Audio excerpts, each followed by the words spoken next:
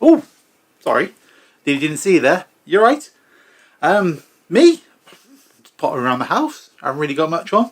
And it's kind of times like this where I get like random thoughts just kind of pop into my head about video games, books, and movies.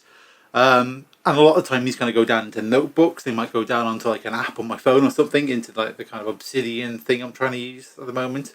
Don't ask. But yeah, otherwise they just kind of sit there, and sometimes they get made into a bigger video. Sometimes they don't, and they just kind of just sit there basically. So I thought, why not do like a little video of just kind of going through some of those kind of random thoughts. So here we are. Here we got a load of like Phil's random movie thoughts. Random thoughts about movies. Is it going to be fun? Who knows? All I know is it'll be another video for YouTube.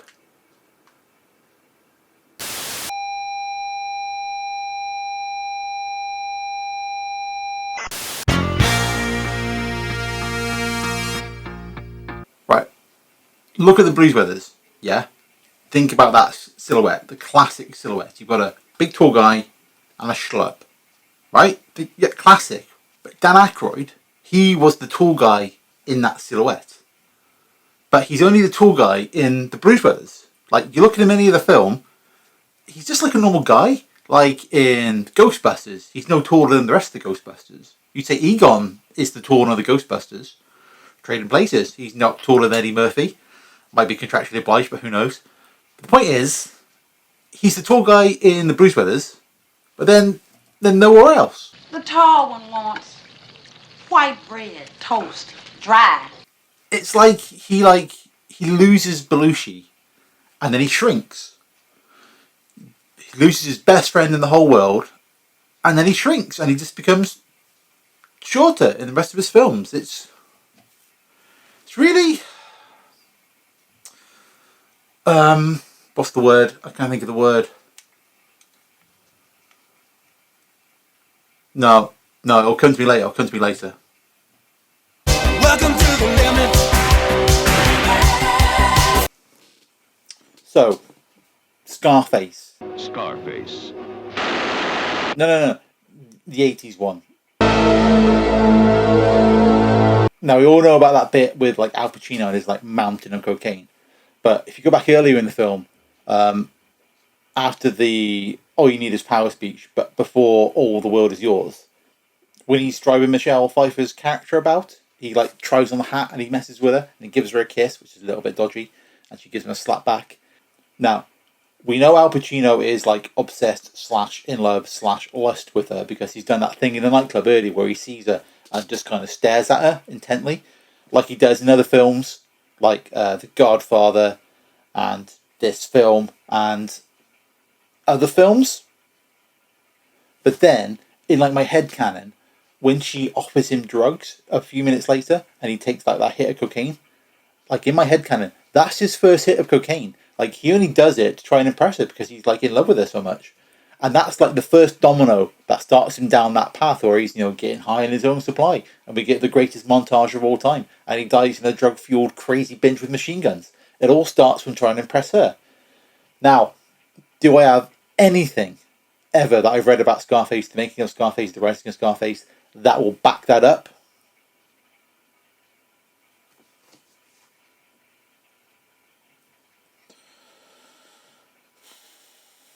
No.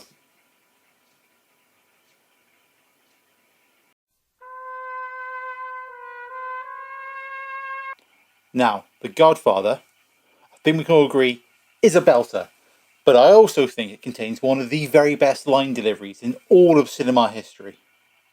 Now, there's a lot to choose from because the film is so incredibly well acted. But it is, of course, Big Daddy Brando who takes the prize here in this film.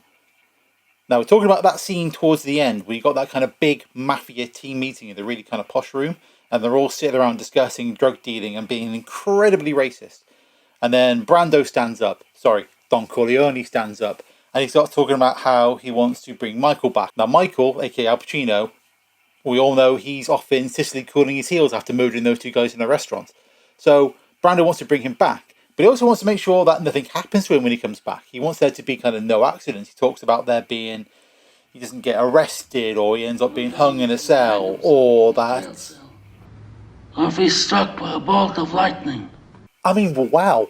The way he delivers that line, just the way he kind of holds the camera, the way he kind of moves his head forward slightly to catch the light when he says it, it's incredible. It's easily one of the best line deliveries in all of cinema. Nothing else can beat it. All right, Steve, let's face a few facts. As you know, I flew with this man Stryker during the war. Alright, second, joint top, but I mean, it's still really, really good.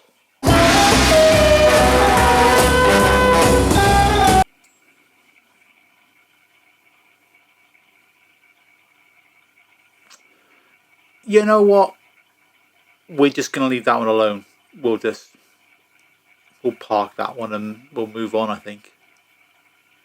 Yeah, we'll move on from that one.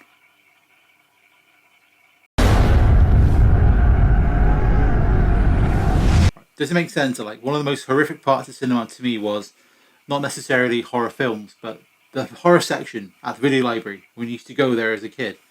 And I mean, this isn't just the content of the films, like what's the actual film's about. I'm talking about just the actual covers of the tapes. I mean, you see the odd one in like the new section, like the odd horror film there, but like the actual horror section where you've got like this whole wall of just floor to ceiling nightmare pictures of cheerleaders screaming and people and monsters and demons all just kind of looming down at you as a kid. Like, I couldn't go down the section as a kid. Like, I would just find it terrifying. Just all this kind of concentrated evil all in one place. Like, I don't think anything has made me like as scared as those shelves did. And a quick sidebar. Isn't it weird how like video libraries have just come and gone over the course of, well, my life, not to get too arrogant about it. But I was born in 1980, which was kind of like just at this kind of start of the video library trend, and it kind of peaked in the mid to early 90s, I guess. And then, you know, Netflix came along and wiped it all out. So we're talking 30 odd years of like that industry starting and then going away. My eldest son, he's 18, so he kind of remembers Blockbusters. We used to have one over us, like over that way. Used to be a Blockbusters, and he remembered that. My youngest, no clue. Like, he knows what a library is, but the video library, it's like the whole thing's gone, just in the dust. Which, in a way, is a good thing because kids then won't have to kind of deal with the horror section like I had to, and end up like me.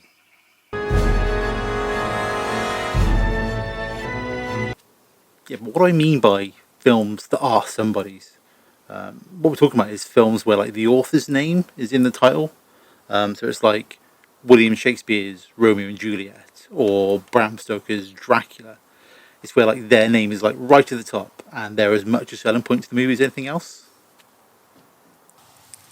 Little sidebar, we'll need to disqualify John Carpenter from this idea because all of his films are John Carpenter something and he's brilliant, so he will just win hands down. But then his films aren't necessarily the same because they're original works. They're not based on a already existing piece of work like a novel or anything. Apart from Christine, is that Stephen King's Christine or John Carpenter's Christine? Either way, you can't include him in this. John Carpenter's brilliant, yeah. Now, this didn't get much beyond that kind of initial idea because there weren't as many as I thought, and the list would be padded out by like 100 versions of Jane Eyre and the like, so yeah, didn't really go much further than that. And there is only one answer to this. The answer to the best film that is somebody's is Francis Ford Coppola's Bram Stoker's Dracula, because it's like as much as his film as it is Bram Stoker's as anybody else. It's like as singular a vision of cinema as you can get. It is bonkers, avant-garde, baroque, near genius. I've seen many strange things already. Bloody wolves chasing me through some blue inferno. Except for that,